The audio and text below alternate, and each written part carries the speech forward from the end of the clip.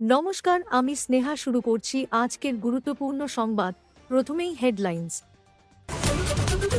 দেশে হিংসার আগুন, টেলর সুইফটের কনসার্টে নাচছেন ট্রুডো, ভিডিও ঘিরে নিন্দার ঝড়। ভারত একদিনে ৬৪ কোটি ভোট গুনে ফেলল, ক্যালিফোর্নিয়া এখনও গুনছে, খোঁচা মাস্কের। দেশের গোয়েন্দারাই ক্রিমিনাল, নির্ঝর হত্যায় মোদি যোগের সাফাই দিতে গিয়ে বিস্ফোরক ট্রুডো। পণের জন্য ব্রিটেনে স্ত্রীকে খুন ভারতীয় যুবকের, গাড়ির ভিতর থেকে উদ্ধার দেহ, ঘনাচ্ছে রহস্য। ভিক্ষা করব না, হজে যেতে গেলে দিতেই হবে মুচলেকা, সৌদির চাপে নিয়ম পাকিস্তানে। আপনি কোথা থেকে আমাদের ভিডিওটি দেখছেন অবশ্যই কমেন্ট করে জানাবেন। প্রতিদিন সঠিক খবর শোনার জন্য বাংলা নিউজ টাইম চ্যানেলটি সাবস্ক্রাইব করুন। আসছি বিস্তারিত খবরে। হিংসার আগুনে জ্বলছে মন্ট্রিয়লের মতো শহর, তা নিয়ে যেন ভ্রুক্ষেপই নেই জাস্টিন ট্রুডোর। তিনি ব্যস্ত টেলর সুইফটের কনসার্ট নিয়ে, দর্শকদের মাঝে দাঁড়িয়ে দিব্যি নাচছেন। সোশ্যাল মিডিয়ায় ছড়িয়ে পড়া এক ভিডিওকে কেন্দ্র করে এমনই অভিযোগ উঠেছে, আর তাতেই নিন্দুকরা হয়েছেন সরব। ভারত কানাডা দ্বিপাক্ষিক সম্পর্ক বেশ টালমাটাল, তা নিয়ে টানাপোড়েন তো চলছেই। এর মধ্যেই আবার মন্ট্রিয়লে প্যালেস্টাইনের পতাকা নিয়ে ন্যাটো বিরোধী পদযাত্রাকে কেন্দ্র করে তুলকালাম কাণ্ড হয়েছে। পরিস্থিতি সামলাতে পুলিশকে স্মোক বোমাও ছুড়তে হয়েছে বলে খবর। টরেন্টোতে নাকি ইসরায়েলের প্রধানমন্ত্রী বেঞ্জামিন নেতানিয়াহুর কুশপুত্তলিকাও পোড়ানো হয়েছে। হিংসার অভিযোগে একাধিক গ্রেপ্তারিও হয়েছে। এমন পরিস্থিতিতেই ভাইরাল হয়েছে কানাডার প্রধানমন্ত্রী জাস্টিন ট্রুডোর নাচের ভিডিও। শোনা গিয়েছে, শনিবার রাতে টরন্টোর রজার্স সেন্টারে টেলর সুইফটের এই কনসার্ট ছিল। সমস্ত টিকিট আগেই বিক্রি হয়ে গিয়েছিল। শর্ষকাসন ছিল পরিপূর্ণ, তারই মাঝে ছিলেন ট্রুডো। ডার্ক শার্ট ও জিন্স পরে গিয়েছিলেন তিনি। গ্র্যামিজয়ী শিল্পীর বিখ্যাত গান ইউ ডোন্ট ওন মি ছন্দে দুহাত তুলে নাচছিলেন কানাডার প্রধানমন্ত্রী। ট্রুডোর এই ভিডিও সোশ্যাল মিডিয়ায় দাবানলের মতো ছড়িয়ে পড়ে। তাতেই একজনের মন্তব্য, এটাই বাস্তব। মন্ট্রিয়ল পড়ছে আর জাস্টিন ট্রুডো টেলর সুইফটের কনসার্টে তরুণীদের ফ্রেন্ডশিপ ব্যান্ড দেওয়া নেওয়া করছেন আর নাচছেন আনন্দে। কানাডার প্রধানমন্ত্রীর এই নাচকে রোমের সম্রাট নিরোর বাঁশি বাজানোর সঙ্গেও তুলনা করা হয়েছে। দেশের সমস্যার সমাধান করার বদলে তিনি কেন টেলর সুইফটের কনসার্টে গিয়ে নাচে মশগুল, তা নিয়ে বিরোধীরাও প্রশ্ন তুলেছেন। কেটে গিয়েছে ১৯ দিন, গণনা শুরুর এতদিন পরও ক্যালিফোর্নিয়ায় মার্কিন প্রেসিডেন্ট নির্বাচনের ভোটাভুটির ফলাফল প্রকাশিত হয়নি। এই পরিস্থিতিতে ধনকুবের এলন মাস্ক খোঁচা দিতে গিয়ে তুলে আনলেন শনিবার ভারতে হওয়া গণনার পরিসংখ্যান।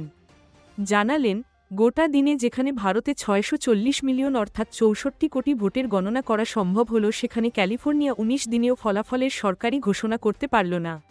প্রসঙ্গত, শনিবার ভারতে একদিকে মহারাষ্ট্র ও ঝাড়খণ্ডের বিধানসভা নির্বাচনের ভোটগণনার পাশাপাশি ১৪ রাজ্যের ৪৮টি বিধানসভা কেন্দ্র এবং ২টি লোকসভা কেন্দ্রে উপনির্বাচনের ফলাফলও প্রকাশিত হয়। সব মিলিয়ে ভোটারের সংখ্যা ৬৪ কোটি। এই পরিস্থিতি তুলে ধরে ক্যালিফোর্নিয়া প্রসঙ্গে মাস্ক এক্স হ্যান্ডলে লেখেন, ভারত একদিনে ৬৪ কোটি ভোট গুনল, ক্যালিফোর্নিয়া এখনও গুনে চলেছে। একটি পোস্টকে রিটুইট করে তাকে এই মন্তব্য করতে দেখা যায়। উল্লেখ্য, ক্যালিফোর্নিয়ায় ৯৮% গণনা হয়ে গিয়েছে, কিন্তু সরকারিভাবে এখনও ফলাফল ঘোষিত হয়নি। তবে সংবাদ সংস্থা এপির সূত্রে জানানো হয়েছে, ৫৮.৬% ভোট পেয়ে এখানে জয়ী হয়েছেন ডেমোক্র্যাট প্রার্থী কমলা হ্যারিস। অন্যদিকে রিপাবলিকান প্রার্থী ডোনাল্ড ট্রাম্প পেয়েছেন ৩৮.২% ভোট। ক্যালিফোর্নিয়া আমেরিকার সবচেয়ে জনবহুল অঞ্চল। এখানে বাসিন্দা ৩.৯ কোটি। তাদের মধ্যে ৫ নভেম্বরের ভোট প্রক্রিয়ায় অংশ নিয়েছিলেন ১.৬ কোটি। কেন মাত্র ১.৫ কোটির সামান্য বেশি সংখ্যক ভোটগণনা শেষ হতে এত সময় লাগছে? এর পিছনে রয়েছে আমেরিকার ভোটগণনার প্রলম্বিত প্রক্রিয়া। প্রতিটি ব্যালটকে আলাদা করে পরীক্ষা করে দেখা হয় কোনো ভুলভ্রান্তি রয়েছে কিনা। আগামী ১ ডিসেম্বর পর্যন্ত সেগুলি শোধরানোর কাজ চলবে। অর্থাৎ ভুল জায়গায় স্বাক্ষর কিংবা স্বাক্ষর করতে ভুলে যাওয়া বা ব্যালটটি যথাযথ খামে না ভরার মতো সমস্যার সমাধান করে তবে সরকারিভাবে জয়ী প্রার্থীর নাম ও প্রাপ্ত ভোটের হিসেব দেওয়া হবে। নিজের প্রশাসনের আধিকারিকদেরই ক্রিমিনাল বলে বসলেন কানাডার প্রধানমন্ত্রী জাস্টিন ট্রুডো। দিন কয়েক আগে কানাডার এক সংবাদমাধ্যম দাবি করে, খলিস্তানি জঙ্গি হরদীপ সিং নিজ্জর খুনের ছক জানতেন প্রধানমন্ত্রী নরেন্দ্র মোদী। তারপরেই ট্রুডোর দাবি, ক্রিমিনাল গোয়েন্দা আধিকারিকরা গোপন খবর ফাঁস করছে এবং সেই তথ্য না বুঝে আজগুবি রিপোর্ট তৈরি করছে সংবাদমাধ্যমগুলো। বুধবার কানাডার এক সংবাদমাধ্যম দাবি করে নির্জোরকে হত্যার ছক কষেছিলেন কেন্দ্রীয় স্বরাষ্ট্রমন্ত্রী অমিত শাহ। এরপর তা জানানো হয় প্রধানমন্ত্রী নরেন্দ্র মোদী, বিদেশমন্ত্রী এস জয়শঙ্কর এবং জাতীয় নিরাপত্তা উপদেষ্টা অজিত ডোভালকে। এরপরেই খলিস্তানি জঙ্গি নেতাকে হত্যার ছক কষা হয়। উল্লেখ্য, নির্জর খুনের পর থেকেই কানাডা বারবার দাবি করেছে ভারতীয় কূটনীতিকদের ভূমিকা রয়েছে খলিস্তানি নেতার মৃত্যুর নেপথ্যে। কানাডার সংবাদমাধ্যমে এমন খবর প্রকাশিত হওয়ার পরেই তীব্র প্রতিক্রিয়া দেয় ভারত।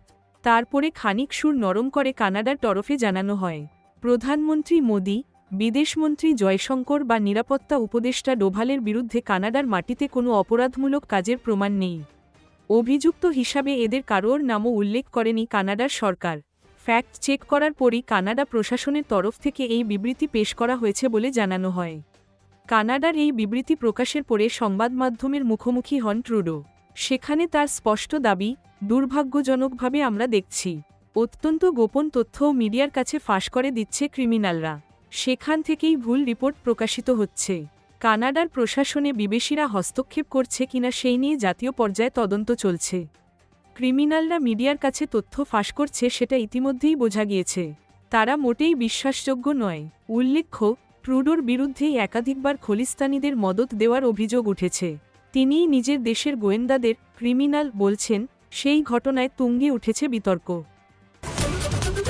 ব্রিটেনে গাড়ির ভিতর থেকে উদ্ধার হওয়া ভারতীয় গৃহবধূর দেহ ঘিরে রহস্য বাড়ছে। 24 বছরের তরুণীকে খুন করেছেন তার স্বামী, এমন অভিযোগ করছেন মৃতার দিদি। উল্লেখ্য, অভিযুক্ত পঙ্কজ লাম্বা এখনও পলাতক। তার গাড়ির ভিতর থেকেই উদ্ধার হয়েছিল স্ত্রী হর্ষিতা বেল্লার দেহ। এবার তার দিদি সোনিয়া বেল্লার অভিযোগ ঘিরে তুঙ্গে চাঞ্চল্য। জানা যাচ্ছে, এবছরেরই 22 মার্চ সাতপাকে বাধা পড়েন দিল্লির বাসিন্দা হর্ষিতা ও পঙ্কজ। পরে স্বামীর সঙ্গে তিনি ব্রিটেনে চলে যান। কয়েক মাস যেতে না যেতেই গত 14 নভেম্বর স্বামী পঙ্কজের গাড়ির ভিতর থেকে উদ্ধার হয় তার দেহ। এই পরিস্থিতিতে এবার মুখ খুললেন হর্ষিতার দিদি সোনিয়া। সংবাদ সংস্থা এনআইকে এই বিষয়ে বলতে গিয়ে তিনি জানান, আমাদের পরিবার পঙ্কজকে বিরাট পণ দিয়েছিল, কিন্তু ও তাতেও খুশি ছিল না। ব্রিটেন থেকেই পণ চেয়ে চাপ দিচ্ছিল। নটিংহামশায়ার পুলিশ জানিয়েছে, তদন্ত থেকে উঠে আসছে হর্ষিতা খুন হন গত 10 নভেম্বর। ওই দিন রাতে স্বামীর সঙ্গে তাকে করবি অঞ্চলের পাশের লেকের ধারে হাঁটতে দেখা গিয়েছিল। সেখান থেকে 145 কিলোমিটার দূরে পূর্ব লন্ডনে গাড়ির ভিতর থেকে উদ্ধার হয়েছে দেহ। পুলিশ জানতে পেরেছে ওই গাড়িটি তার স্বামীর। এদিকে পঙ্কজকে ঘটনার পর থেকে পাওয়া যায়নি, ফলে স্ত্রীকে খুন করে তিনি অন্তর্হিত হয়েছেন। এই সন্দেহ ক্রমেই দানা বাঁধছে। মৃতার দিদির মতো একই অভিযোগ আগেই করেছিলেন তার বাবা সাবির ব্রেল্লাও। তিনি দাবি করেছেন, পণের টাকা চেয়ে প্রায় তার মেয়েকে মারধর করতেন জামাই পঙ্কজ। পরিস্থিতি এমন দাঁড়ায় হর্ষিতা আলাদা থাকতে শুরু করেন, অন্য জায়গায় চাকরিও নেন, কিন্তু এরপরও তার ব্যাংক অ্যাকাউন্ট নিয়ন্ত্রণ করতেন স্বামী পঙ্কজই। সাবিরের কথায়, তবুও আমার মেয়ে ওকে টাকা দিত, ভেবেছিল একদিন সব স্বাভাবিক হয়ে যাবে, বুঝতে পারেনি কোন পরিণতি অপেক্ষা করে রয়েছে ওর জন্য। গত 29 আগস্ট পঙ্কজের পরিবার হর্ষিতার বাড়ি গিয়ে পণের জন্য চাপ দেয় বলেও অভিযোগ করেছেন কন্যাহারা সাবির। হাজার হাজার পাকিস্তানি ভিখারিতে ভরে যাচ্ছে সৌদি আরব। হজযাত্রার নামে আরবে ঢুকছে এই সব ভিখারির দল। এই ঘটনায় রীতিমতো ক্ষুব্ধ সৌদি। এবার হজের আগে ইসলামাবাদকে কড়া নোটিশ পাঠিয়েছে তারা। সেখানে পরিষ্কার করে দেওয়া হয়েছে, পাকিস্তান যেন মক্কায় কোনো ভিখারি না পাঠায়। এক সংবাদমাধ্যমের প্রতিবেদনে বলা হয়েছে, এই নোটিশকে হালকাভাবে নিচ্ছে না পাকিস্তান, কেননা সৌদি আরব স্পষ্টভাবে জানিয়ে দিয়েছে, যদি এরপরও একই পরিস্থিতি থাকে তাহলে দুই দেশের সম্পর্কের অবনতি দেখা দিতে পারে। আর তাই হজযাত্রার ক্ষেত্রে নতুন নিয়ম চালু করেছে পাকিস্তানের ধর্ম বিষয়ক মন্ত্রক, যার মধ্যে অন্যতম, মক্কা যাওয়ার আগে মুচলেকা দিতে হবে, মক্কায় গিয়ে ভিক্ষা না করার। পাক প্রশাসনের তরফে সৌদিকে বলা হয়েছে, ইতিমধ্যেই 4300 ভিখারিকে এক্সিট কন্ট্রোল লিস্টে পাঠিয়ে দেওয়া হয়েছে। এ ব্যাপারে তারা জিরো টলারেন্স নীতি নিয়ে চলবে বলেই জানিয়ে দেওয়া হয়েছে। এর পাশাপাশি অন্য নিয়মের কথাও জানানো হয়েছে, যার মধ্যে রয়েছে দল বেঁধে হজযাত্রা সংক্রান্ত নির্দেশিকা। পরিষ্কার করে দেওয়া হয়েছে, একমাত্র দল বেঁধে যারা যাবেন তাদেরই অনুমতি দেওয়া হবে। পাশাপাশি যে ট্র্যাভেল এজেন্সিগুলি হজে তীর্থযাত্রীদের নিয়ে যায়, তাদেরও জানিয়ে দেওয়া হয়েছে সকলের থেকে মুচলেকা নেওয়ার কথা। বলে রাখা ভালো, হজে ভিখারি সমস্যা রুখতে চলতি বছরের মে মাসে ফতোয়া জারি করেছিল সৌদি আরব। যেখানে বলা হয় অনুমোদন ছাড়া তাদের দেশে হজে আসতে দেওয়া হবে না। বেআইনিভাবে যদি কেউ আসেন তাহলে তাকে 10,000 রিয়াল জরিমানা করা হবে, ভারতীয় মুদ্রায় যা প্রায় 2,22,000 টাকা, এবং বেআইনিভাবে কেউ প্রবেশ করলে সঙ্গে সঙ্গে তাকে দেশে ফিরিয়ে দেওয়া হবে। এরপর গত সেপ্টেম্বরে তীর্থযাত্রীর নামে ভিখারি পাঠানোর এই প্রক্রিয়া অবিলম্বে বন্ধ করার কথা বলে কড়া চিঠিও পাঠানো হয় পাকিস্তানকে। আজকের মতো খবর এখানেই শেষ হলো।